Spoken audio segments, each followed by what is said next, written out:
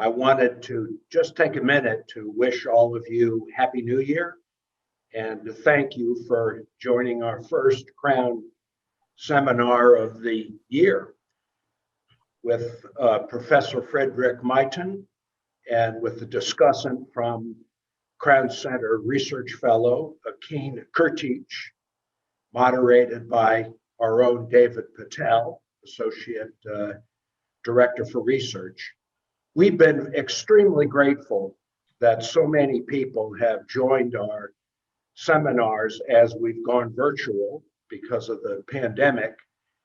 And for better or worse, we're going to continue through the rest of this spring semester with our monthly virtual seminars. So again, we've really appreciated the support and attendance from people who've shown an interest in joining seminars that feature serious scholarship on the Middle East. So I'm going to turn off my camera now, and I'm going to turn things over to David Patel, who will moderate this discussion. Again, thank you all very much, and please stay safe. We'll get through this pandemic, and hopefully by the end of this year. Thank you all. Thank you, Gary. Thank you for joining us today. As Gary mentioned, we have an excellent lineup of speakers, 5 seminars this spring semester, and I'll post dates and times for those later on during the session today. But what I want to do is very quickly just, I'm not going to introduce Fredrik Meiton or Akin Kurtic. I'm going to post their bios in the chat, so you'll have that. What we're going to do is we're going to listen to Fredrik for approximately 20 minutes, and then Akin, our discussant, will speak for 7 to 10 minutes, which should leave us plenty of time for questions and answer. If you'd like to submit a question for our speakers, please submit it via the Q&A button down bottom. You'll be able to see all the questions other people have submitted, and the panelists will be able to see them. We also have the chat open, so if you'd like to post things in the chat to speak to other people, to share ideas, ask questions, you can, but the panelists will not be moderating the chat. Other members of the Crown Center staff will, but please, again, if you have a question for the speakers, I ask you to submit it via the Q&A feature. The session is being recorded, and so without further ado, let me hand it on over to Fredrik, please. Thank you. Okay, so you know, the usual technical fumbling to start things off. I'm gonna try and share some PowerPoint slides here. Can everyone see this? Okay, great. And you're seeing the slides and not everything on my desktop and so on. Okay, wonderful. All right, so I guess a semester of teaching under lockdown is paying off finally. Okay, so yeah, thank you for inviting me. I'll just jump right into it and get through this as quickly as I can so we can have a conversation and we can field questions. So on May 27th, 1923, that's where I'll begin. On that day, more than 1,000 Palestinians descended on the Arab town of Tulkarem. For centuries, Tulkarem had served as a staging post for armies of trade, and in more peaceful times, as a center of regional trade. So in other words, Tulkarem and its 4,000 inhabitants were used to seeing large numbers of passers through, but maybe not quite this large, and also not passing through for this reason. The agitated multitudes that flocked to the town on this late spring day had not come to truck, barter, and exchange, nor was it the only record-breaking gathering that took place in the late spring, early summer of 1923. In fact, all over Arab Palestine, in Jaffa, Haifa, Jerusalem, Nablus, people were turning out in unprecedented numbers, all animated by the same pressing threat. They came to discuss the electrification of Palestine. In 1919, 4 years earlier, the renowned engineer Pinhas Rutenberg had turned up in Palestine with designs for a countrywide power system, promising industrial modernity. Oh, sorry. Oh, I don't know how that happened. Sorry.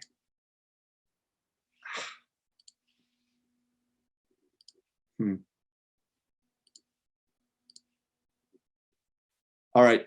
Did you lose the share? Can you see it? Yeah. Sorry about that. Not sure what happened. Okay, we're back. Rutenberg had shown up in the country in 1919 with this design for a countrywide electric grid. And so to the British, Palestine's new rulers, Rutenberg's proposal looked incredibly attractive. They'd captured the area in World War I and remained in charge after the war on a mandate from the League of Nations. What this meant, most importantly, is that Britain had committed itself to, under international law, to modernize Palestine. The goal that was famously expressed in the League Covenant was to ensure that Palestine would, quote, stand by itself under the strenuous conditions of the modern world. And I can talk more about those assumptions later, but for now, I just want to flag that at the time, this modernization effort was understood first and foremost as an economic challenge. So according to the thinking of the day, material progress would automatically sort of yield social and quote unquote moral progress also. So two major problems confronted policymakers as they embarked on this development mission. And the first one was that Palestine at the time was wretchedly poor. World War I had cut a wide path through the country and its economy, and the Ottoman war machine had further decimated the landscape, hampering any possibility for economic recovery. And the other problem was the British, who emerged from World War I rather the worse for the wear. The national debt increased 10 times, and it sent Britain into an economic crisis that really wasn't resolved until after World War II.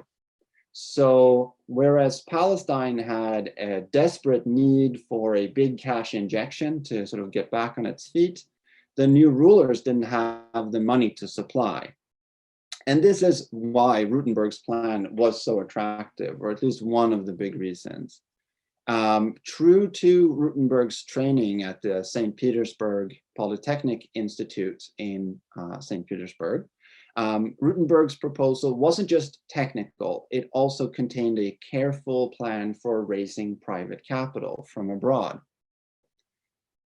So if that explains the initial strong appeal of Rutenberg's proposal to the British, then why did the vast majority of Palestine's inhabitants react with existential alarm to this electrification plan?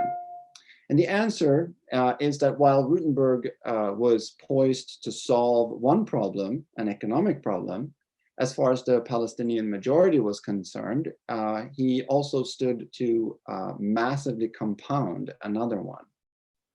The Palestinians looked at his designs, the ring of high tension wire delineating a new border, the projected load centers in places like,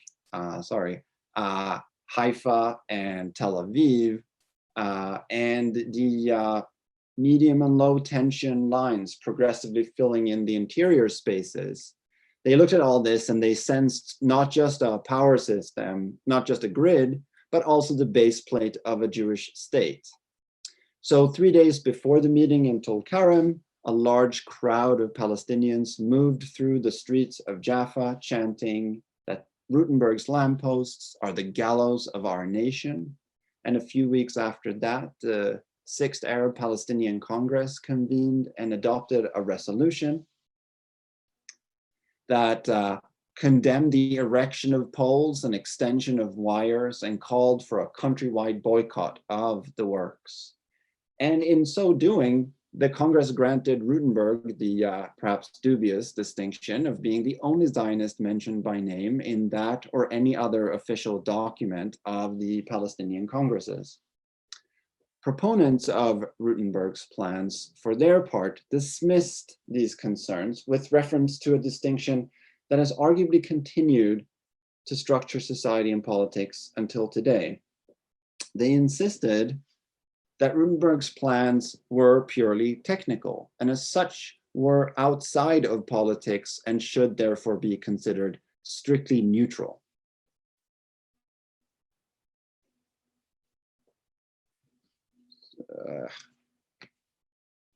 Sorry, my mouse. Has disappeared. There we go.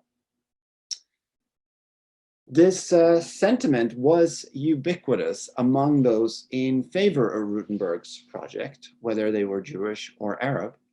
But these particular words belong to the Secretary of the Palestine Electric Corporation, and they came in response to a number of instances in which, as the letter went on to explain, irresponsible people had blown up or damaged parts of the grid. The secretary expressed regret that the Arab press had portrayed these incidents as acts of warfare, when in fact they were merely cases of theft and robbery. The letter's clear depoliticizing agenda appears, I think, all the more remarkable when we note that the letter was written in March of 1948, that is in the midst of the 1948 war that culminated in Jewish statehood and Palestinian statelessness. Moreover, it was addressed to the mayor of Nablus, a famous stronghold of Palestinian nationalism. In other words, electrification was a central bone of contention between Arabs and Jews throughout the entire mandatory period, and the terms of the debate persistently turned on the question of whether the technical was also political. Unlike in 1923, however, by 1948, Rutenberg's abstract vision had materialized in the form of a dense skein of wires crisscrossing the length and width of Palestine, delivering light, power, and heat to industry, public spaces, and private households. And of the 250,000 kilowatt hours sold in the year before the 1948 war, more than 90% was consumed by Jews.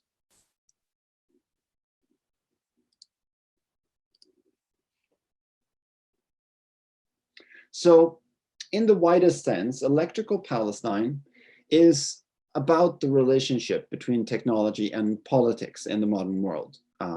In that period, electricity became integral as a part of everyday life, powering most everything around us. Its vocabulary and grammar have come to inform how we think and talk about ourselves and our societies.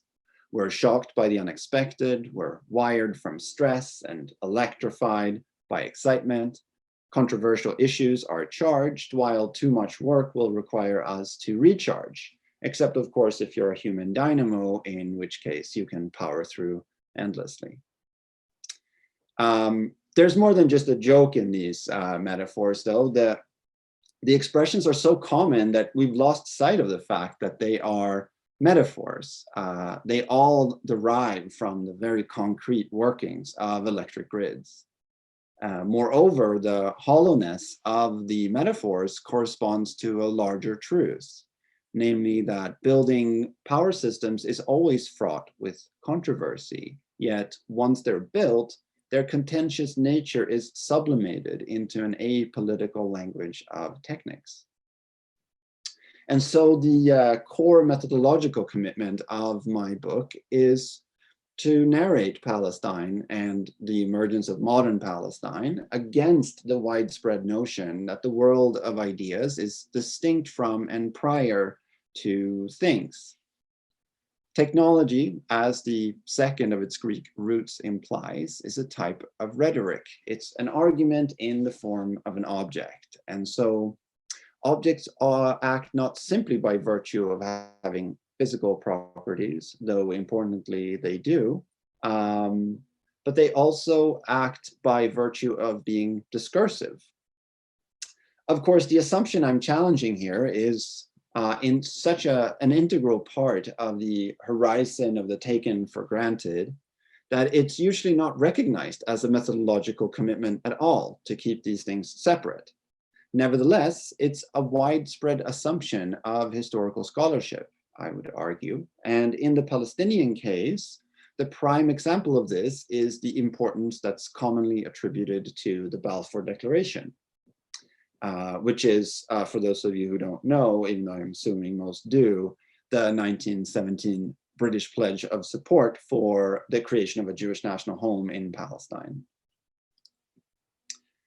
Virtually all historians have perceived a blueprint for Jewish statehood and Palestinian statelessness in the reference to Jews on the one hand and non-Jews as opposed to Palestinians on the other, as well as the recognition of national rights for Jews and only civil and religious rights for Palestinian Arabs. Of course, to see a kind of a harbinger of things to come in this language isn't completely off base, but the problem is when we attribute causative powers to the Balfour Declaration itself, which most historians tend to do. So for instance, James Renton, who's written one of the definitive histories of the Balfour Declaration, writes that it became the basis for the British Mandate for Palestine, which in turn enabled the birth of the Jewish state almost 30 years later and led Palestine into one of the most bitter conflicts in modern history. This overlooks a critical element of social reality, in my view, namely the notion that words of statesmen invariably go through a process of material mediation before they become reality. And that process doesn't simply translate, it also transforms. One of the earliest indications after I began my research that I found that I was really onto something with the topic was when I realized just how important electrification was to people at the time, and not just to engineers, but policymakers, officials, politicians, and so on. In London, I found correspondence from the Middle East Department of the Colonial Office claiming that Rutenberg's work would do more than anything else to pacify Palestine, facilitate immigration, and develop the country. And Rutenberg himself, of course, agreed with this, insisting that his project was destined to become the most important instrument for the sound development of the country. And the Palestinians, too, agreed with this assessment of the importance of electrification. We already saw examples of this, but also in a petition to the British Parliament in 1921, the Palestinian Arab Executive claimed that with electrification, the Zionists would have a stranglehold on the economics of Palestine, which would make them virtual masters of the country.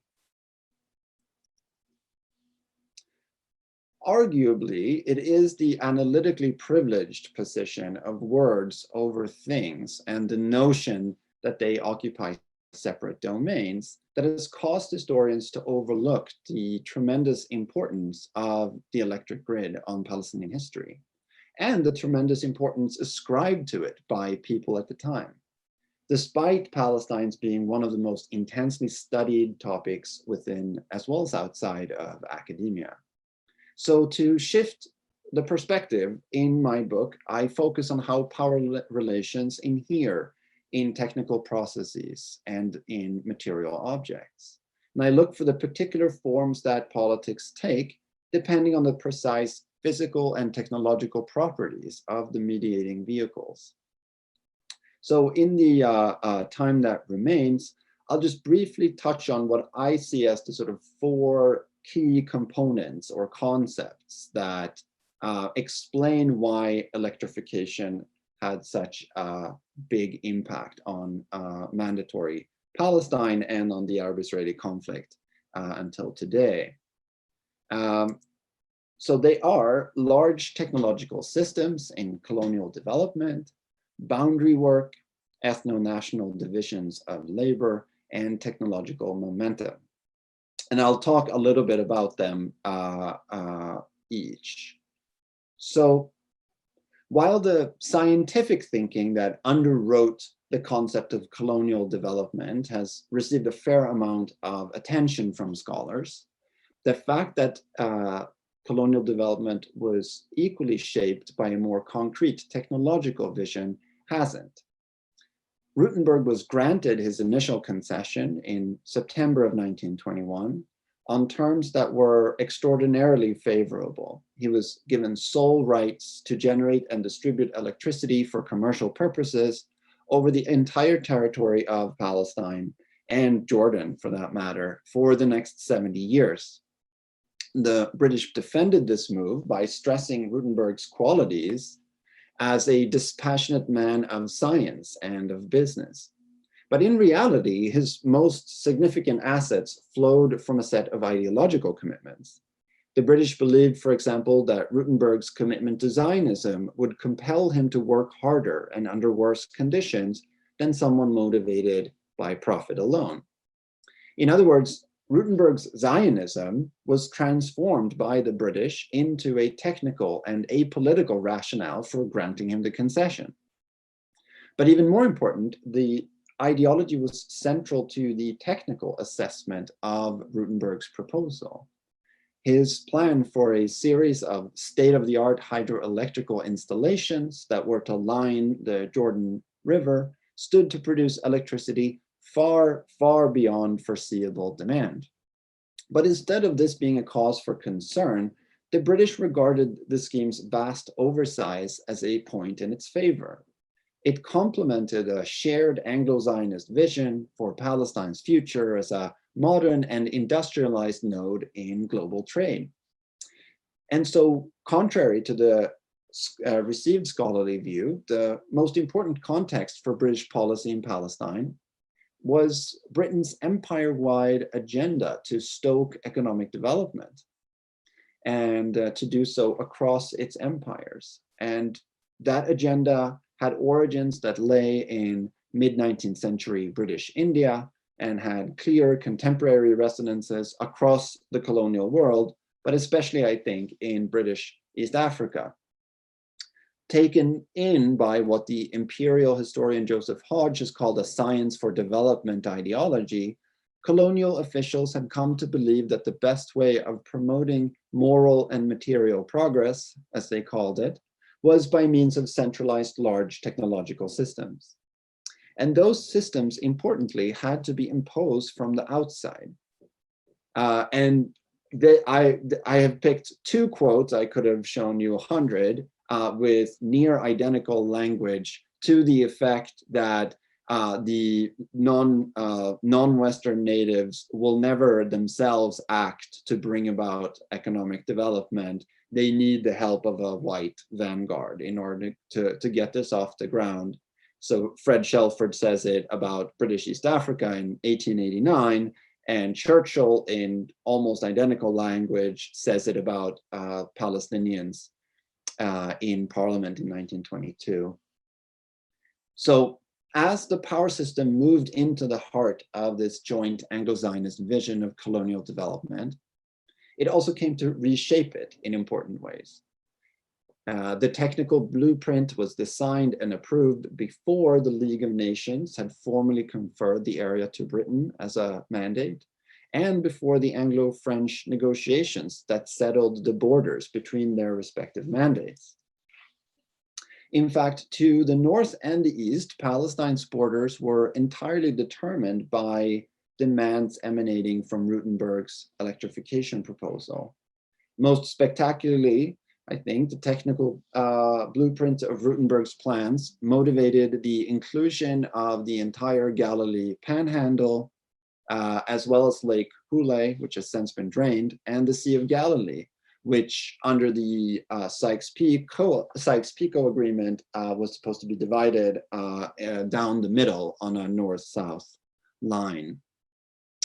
But the power system didn't just affect geographical borders, it also served a rhetorical function that I refer to as boundary work, which is the second concept I was talking about. So given the power of the grid to shape such fundamental things as Palestine's borders, it should come as no surprise that the Palestinian Arabs sensed a political threat in Rutenberg's plans. So opposition to his works quickly became central to the struggle against Zionism. And since the design of the power system had preceded and largely determined the borders of Mandate Palestine, Palestinian Arab opposition to it conformed to those same boundaries. And as a result, the grid and Palestinian opposition to it contributed to making Palestine as a kind of geographical unit into an object of national politics. So the tactics of the nationalist movement, moreover, began from a technological fact, namely the young grid's vulnerability to sabotage, which the Palestinians used to gain purchase for their political demands. Rutenberg responded by, among other things, thickening and expanding the grid far ahead of commercial demand in order to reduce its vulnerability to sabotage. But he also engaged in what I call boundary work. That is, he claimed that his project was entirely a matter of scientific reason and technological exigency. And he included in this scientific posture a commitment to free market capitalism. In doing so, Rutenberg was hugely successful. Again, at his back, he had a powerful colonial paradigm that saw an intimate connection between large technological systems, world capitalist trade, and non-Western development. And as a result, by the mid-1920s, Rutenberg had largely defeated Palestinian opposition to his scheme, and he had done it by winning a rhetorical battle, placing his work beyond the reach of politics. Or as Rutenberg himself put it to a confidant, the principle of money talks eliminates problems with Arabs and workers. Any politically grounded objection now came to serve only to indict those that voiced it. In 1927, the Palestine Electric Corporation began work on a hydroelectrical powerhouse on the Jordan River, which was completed in 1932. By generating electricity and transmitting it to the entire territory, the powerhouse marked Palestine out as a Jewish national space and economy. And the station also served an important function, and this is my third kind of component, as a staging ground for the Zionist project civilizing mission, which, like other such missions elsewhere, engendered an ethno-national division of labor. It seemed to validate the basic ideological thrust of Zionism, namely that Jewish efforts in Palestine would lift everyone's boats. As one British newspaper had it at the time, the activities at the powerhouse were good examples of the great benefits that the Zionists can bring to the entire country, including the Arabs. In other words, the power system positioned the Arabs in the category of second-order beneficiaries of Zionist development. And so here's the most visually striking example of the ethno-national labor divisions I mentioned and how they're signaled visually or rhetorically.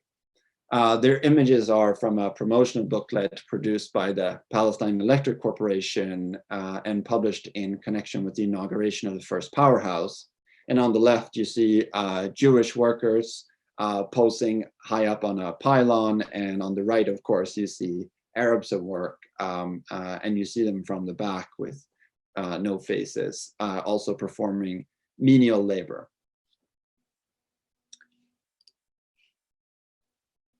And so this brings me to the final component. When the hydroelectrical powerhouse on the Jordan was put into commission in 1932, the system achieved technological momentum. That is to say, because of its massive physical presence on the land, the power system achieved a kind of directionality that cemented the worldview and the power relations that it had participated in producing.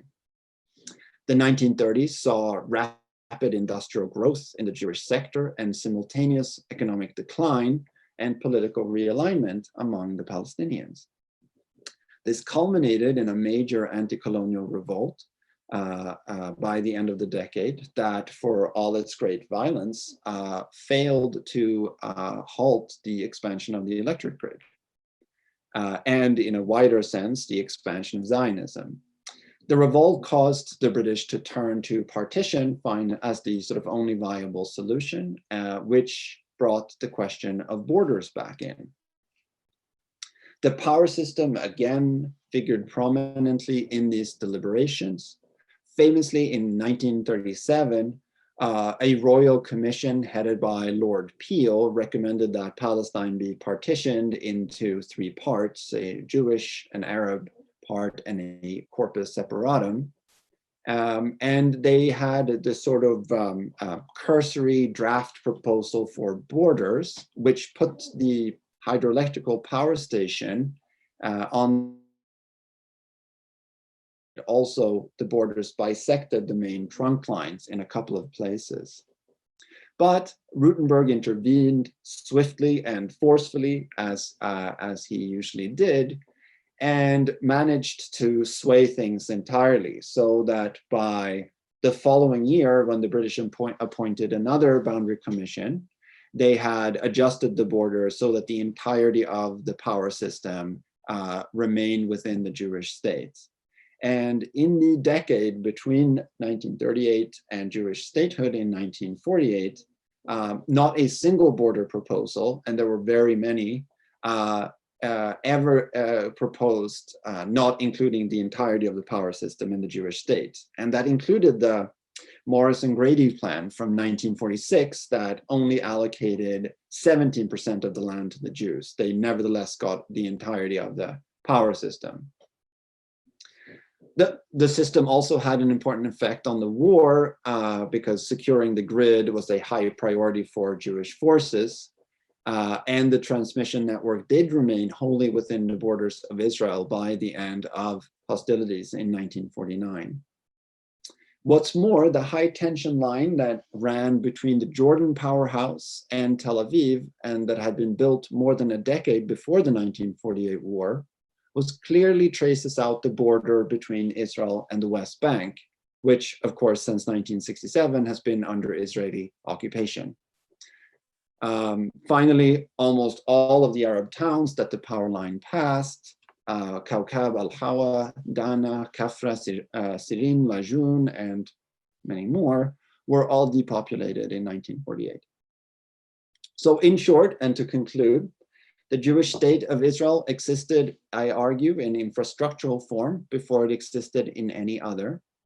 And the conflict between Arabs and Jews inscribed itself on this grid, as the grid in turn inscribed itself on the conflict. Thank you. Thank you, Fredrik. I think we see now why the Middle East Studies Association, as I mentioned in the chat last year, awarded Electrical Palestine both the Albert Harani Book Award and the Roger Owen Book Award. And by the way, whoever recalled the Boston Public Library's copy of it, I promise I'll return it. Very soon. So our discussant is a Crown Center's own Junior Research Fellow, Akin. Thank you, Fredrik. This was such a rich and very engaging talk. I think it was providing us a very good grasp of the core arguments and analysis presented in your fascinating book. So I have three sets of comments/questions, which I hope to give as quick as possible to also allow room for the Q&A. First, I would like to touch upon the question of time and temporality in your work. As you have also underlined in the talk, one of the key concerns of the book is to explore how infrastructure building is deeply implicated in the making of spatial formations, such as the Zionist nation state and political boundaries. Electrical Palestine eloquently shows that electrical infrastructures do not only merely flow through space or connect spaces, but also they very importantly constitute spaces and forge particular spatial politics.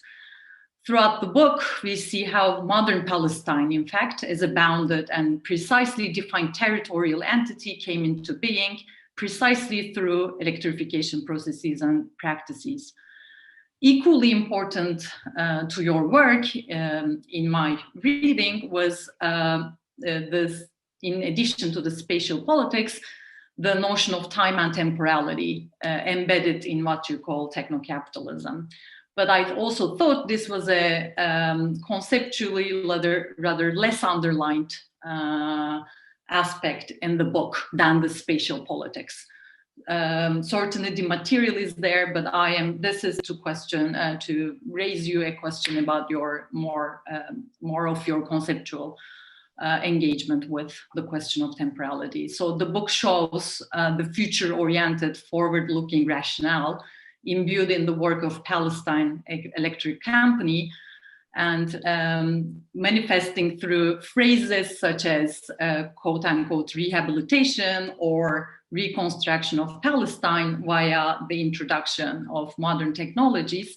The future-oriented logic is always coupled at the same time with a notion of past projected onto space. So the forward-looking rationale of techno-capitalist endeavors and its various articulations are elaborated in detail in the book. But I also believe that the imaginaries of the past, actually embodied in this reconstruction efforts, could benefit from a similar level of detailed analysis within the particular context of Palestine.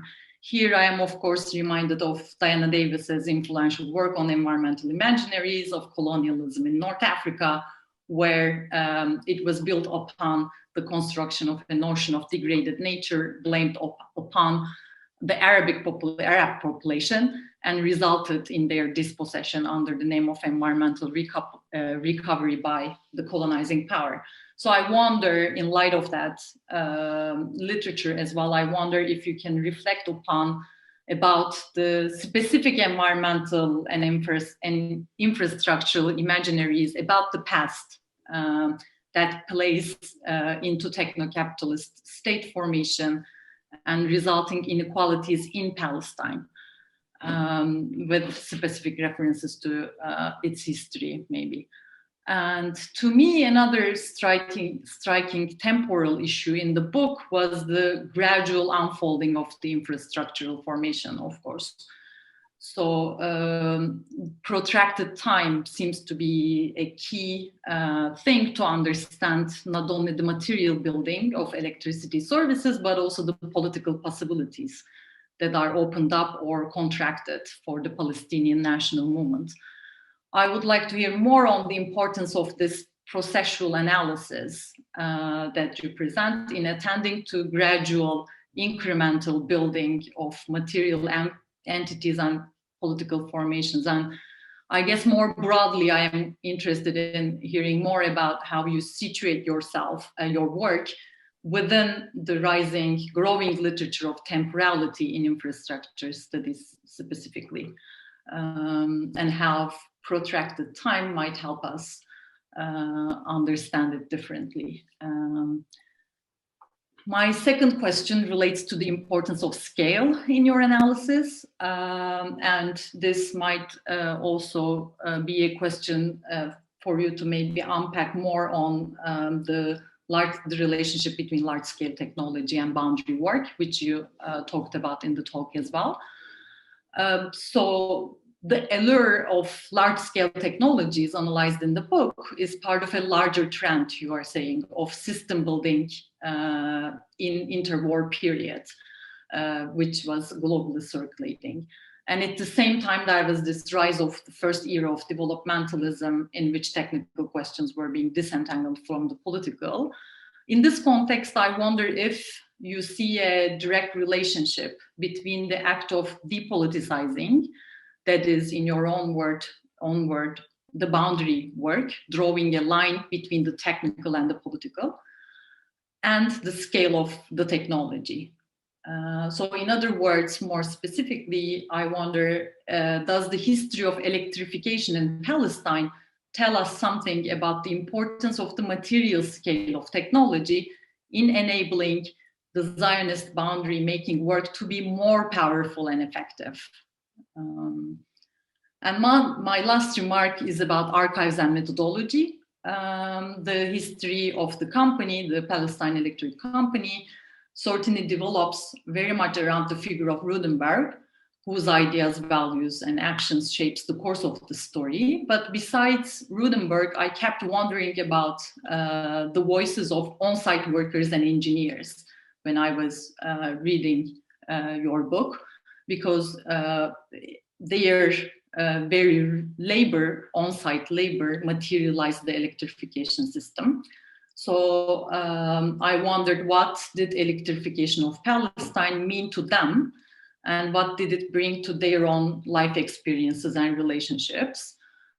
In that sense, I believe I have a couple of notes where about the information that we get in the book about the workers, specifically, as you mentioned in one of your last points about the ethno-national differentiations and inequalities.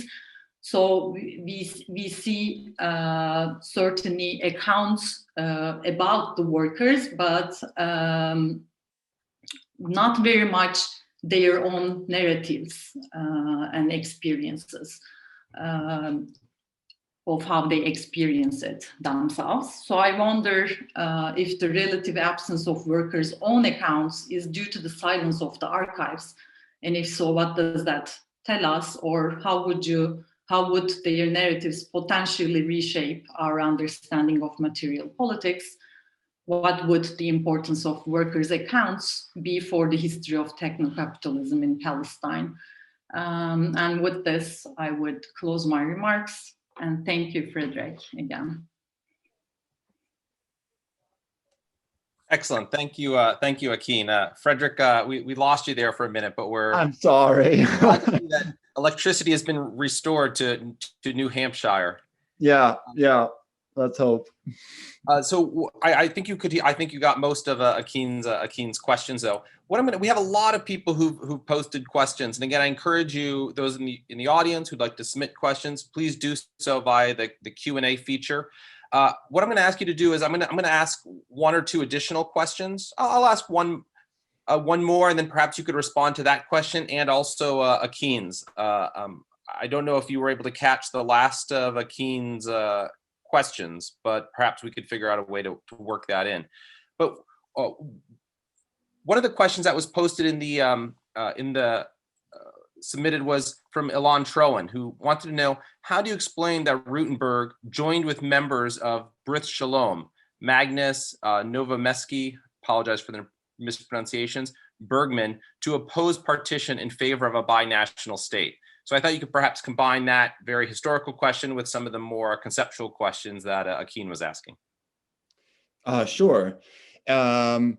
So Akin, thank you for your comments. They're so interesting, and I think you gave a more eloquent answer than I think I'd be able to. But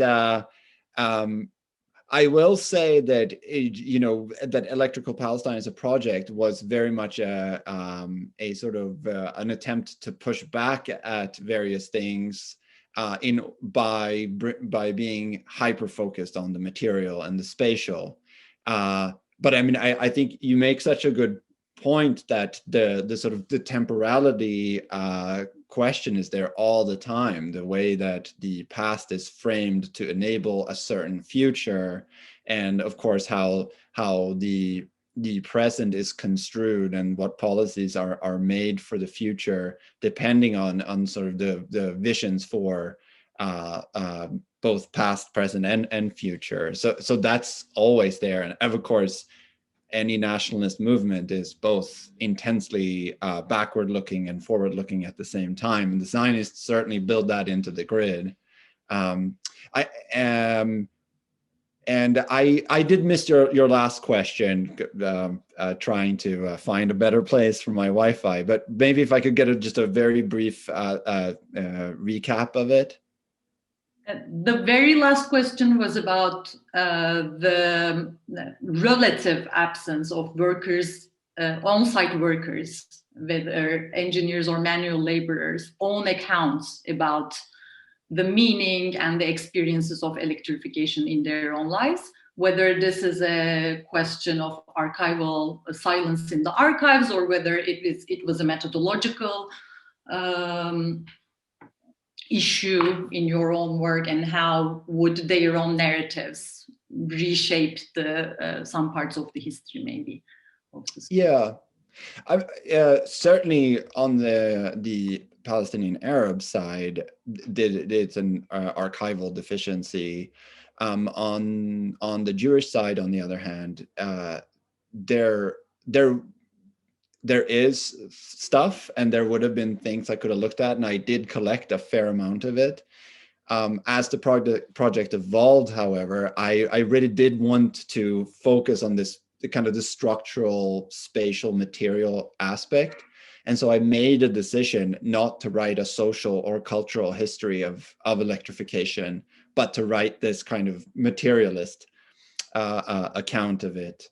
So it was sort of a methodological decision that I happened to make at that particular moment. And I would be super fascinated to know more about those things. And I read some novels, some Hebrew and Arabic novels, but I just decided I didn't want to go that way with it. As for why Rutenberg joined in this capitalist binationalist group of five, I think I simplify Rutenberg's goals and what drives him in the presentation of the book, just for to not go on forever. But I actually think he's quite a complicated character, and I think that he was perhaps an engineer before he was a Zionist, and so whatever seemed to suit his grid was the path that he sort of went down. And I also take pains in the book to not characterize electrification or Rutenberg as some Machiavellian genius who is from blueprint stage in 1919 until the fulfillment of the Zionist goal of a Jewish state in 1948, has some kind of vision for how that whole thing is going to pan out. It's incremental decisions that all taken together kind of amount to Jewish statehood without anyone specifically sort of intending that for each one of those decisions. It's yeah, I think that's yeah. Excellent. So I'm going to lump three questions that were submitted. Kyle Anderson asked a similar question to Akeen's there on who did the actual work of labor of laying the power grid. But he also asked a very particular question that he noticed the Arabic word ummah used in one of your slides when the Palestinians chanted that the electrical posts were gallows of the nation. And he wanted to know how you translated ummah as nation here. Or are you translating ummah as nation, or what Arabic word stood in for nation? I'm going to bundle that with two other questions. One is by Ron Smith, who praised your talk, but then asked, can you talk a little bit about the history and origin of the contemporary Palestinian power companies, JEDCO, GEDCO, and JEDCO, et cetera. And similarly, somebody else asked, when addressing the Palestinian Electricity Corporation, are you referring to the current PEC in Gaza? Okay. So no, when I talk about the Palestine Electric Corporation, I'm talking about what is today the Israel Electric Corporation, which changed its name in 1954 when it was nationalized. It has nothing to do with the Gaza company.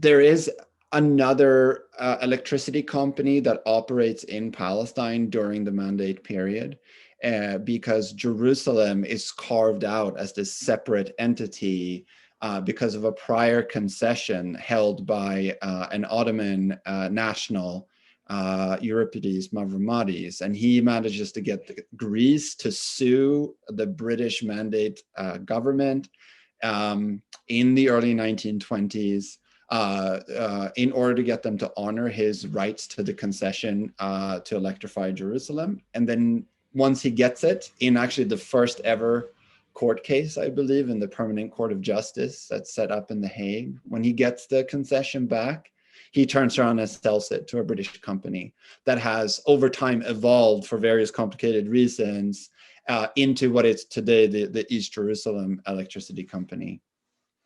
As for Ummah, yes, I just translated it straight up as nation because I think that that's what they mean. But there's probably a much richer and more nuanced argument that you can have around that. But yeah, it just that's what I did. Great. A quick question. Shayna Weiss asks, hi, Fredrik. It's great to see this grow from our NYU days. Was there any opposition to this project from Jews, and especially the small Orthodox Jewish communities? How does religion play a role in all this for Palestinians and for Jews? So she's asking if there was opposition to electrification from religious Jews and the Orthodox community. I believe so, yes. Yeah. No, no, there wasn't at all. And I can't say that I was looking out for the sort of religious issues. And so there may have been ones that just sort of flew under my radar, so to speak.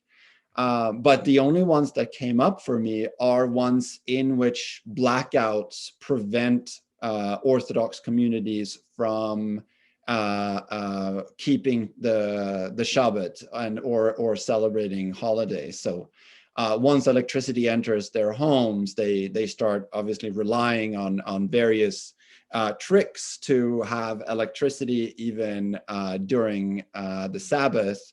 And then once rolling blackouts begin during World War II, they write to the electricity company furious that they're discriminated against as Orthodox Jews because they had to sit in darkness over the Sabbath and so on. But no religious opposition to it. Quite the opposite, actually. Opposition to the absence of electricity, if anything. Listen, so I'm going to bundle two questions now. One is from Magnus Bernhardsson, who asks, what was the relationship between the power grid power system and the water system in Palestine? Was the construction of the grid meant to reflect water flows, or were these two independent spheres in the minds of those setting up the power grid? And I'm going to link that to a question from Yusuf Diab, who says, these large technical systems are fundamental for the territorial development. Can you tell us more about this relation? And are you aware of other similar analysis in other Arab countries like Jordan? Mm-hmm. Let's see. So remind me of the first part. The relation between water and electricity. Sorry. Yeah. I mean, there's an obvious connection in that in the early 1920s, water power was all the rage all over Europe and the United States. And so this is why Rutenberg proposes to build hydroelectrical stations, even on the Auja River or the Arcon and also on the Jordan, and these weren't very good ideas because they weren't very big rivers. But there's certainly that. So the inclusion of the Galilee Panhandle, for instance, in Palestine was because Rutenberg needed the waters of the various Jordan tributaries to draw power from. The grid was largely built by the time that the national water carrier even started to be conceived in the 30s. So they weren't connected in that sense. But of course, then you can tell, I think, a somewhat similar story. And indeed, one of my colleagues back at NYU did that actually, and wrote about the national water carrier and sort of national imaginaries. and so Donna Herzog. So there's that a connection, but electrification is chronologically prior by a couple of decades. So Alex Budrukas, who's a fellow at the Crown Center, asks a more information question. He says, in your book, you talk about particular infrastructural projects within the electrification project and the unexpected changes to the plan caused by popular resistance or differing, quote unquote, facts on the ground. These examples he finds particularly interesting. Could you talk in a bit more detail about how you conceptualize the contingencies of the material process of building the electrical grid? And particularly, how this relates to your idea of the directionality of infrastructures and technological momentum? Yeah, I find that part of the story really fascinating too, and it is a part of the story that I think regrettably could be isn't as developed as it should have been. I wrote a lot about it and then couldn't fold it into the story in a way that I thought really was compelling and made sense. But they are infrastructures are networks that are only viable as part of other networks, either operating within larger infrastructures and larger networks, or as sort of equal-sized ones. So of course, roads, trains, telegraph wires, and electric wires, they all have to be coordinated. And there is this whole process that I don't feel like I developed well enough in the book, and I would have liked to, where the Zionists and the Zionist leadership and Rutenberg and the British are engaged in this constant everyday conversation about building ditches and getting rid of malaria and where the telegraph line goes and where the oil depot could be placed in relation to the power station and so on. And so there's, on this very mundane level of government, a constant conversation about how to organize society that the Palestinians are entirely excluded from. And this, of course, creates familiarity. They develop a shared language and a shared sort of vision for the territory. And it's this incredibly important, I think, and potent aspect of why infrastructure is politically really important and socially really impactful. Yeah, so I think, Alex, that's where you were kind of going with that question. I feel like I have more to say, but I don't want to talk forever. So I wanted to give Akin a chance to jump in here if there's anything she wanted to reflect back on or bring up. Okay, not specifically in relation to the points that have been discussed right now, but maybe maybe hearing more about the second question that I asked that maybe Fredrik has missed because of the connection problem. I didn't realize when I was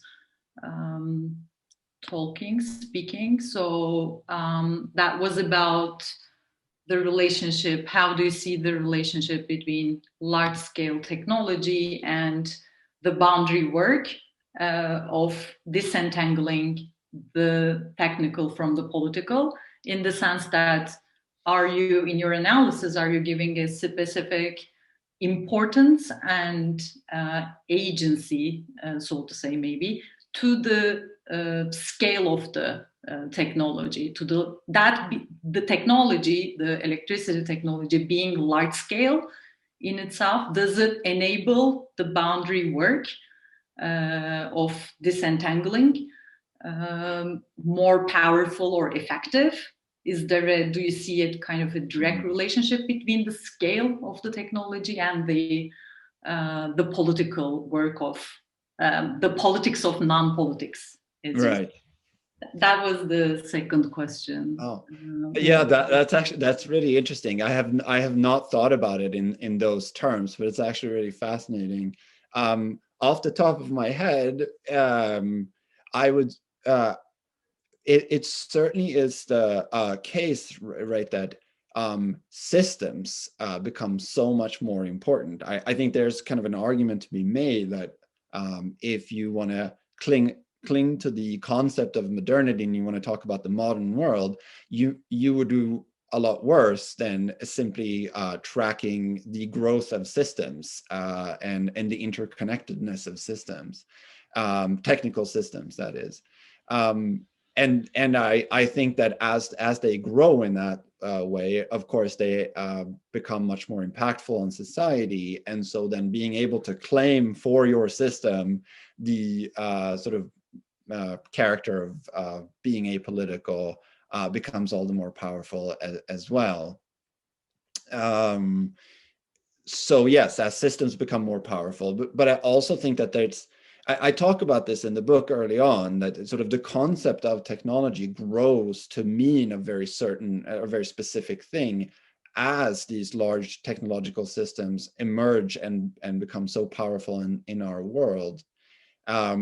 And so that also comes, I think, with a kind of second industrial revolution deference to technology and, the kind of motion studies and how to make everything as efficient and technical as possible, and even construing of human beings as machines, right? That can be optimized or not based on scientific precepts and technological best practices. And so in that sense, I just think technology and systems kind of grow to be incredibly important and powerful. And so then, but also that paves the way for the boundary work type argument. Thank you so much. So unfortunately, we're out of time and we haven't been able to get to everyone's questions. So I encourage you to reach out to Fredrik. Please do. By email. His email address you can find on the first link I posted or by Googling him. We'll also share with him the questions that were submitted. And like to encourage all of you to come to our next seminar, which is March 3rd with Mona El-Ghobashi, who'll be speaking about Egypt, democracy and revolution and reappraisal. And what she'll be talking about is her forthcoming book, Bread and Freedom, Egypt's Revolutionary Situation, where she maps out the political conflicts in the midst of the Egyptian revolution, in that middle period from 2011 to 2013, and asks the big question, like what was it really about? What was dividing politicians from each other and from publics against each other? So please join us on March 3rd. And in the meanwhile, please join me in thanking virtually Fredrik and Akin for a fascinating conversation. Thank you, Akin, very much. Thank you, everyone, for attending, for being here.